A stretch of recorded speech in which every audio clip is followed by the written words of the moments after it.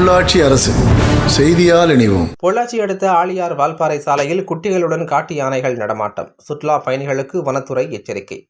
தமிழகத்தின் பல்வேறு பகுதிகளில் தற்போது தென்மேற்கு பருவமழை தீவிரமடைந்து பெய்து வருகிறது. பொள்ளாச்சி, ஆனைமலை, வால்பாறை உள்ளிட்ட இடங்களில் பரவலாக அதிக கனமழை தொடர்ந்து பெய்து வருகிறது.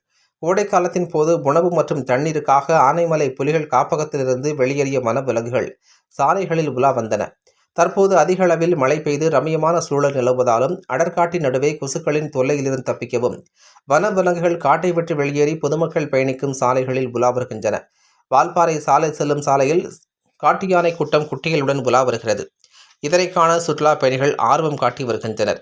காட்டு யானை கூட்டம் சாலைகளில் இரவு நேரங்களில் உலா வருவதால் வனத்துறையினர் இருசக்கர வாகனங்களில் சுற்றுலா பயணிகள் செல்ல தற்போது தடை விதித்துள்ளனர்.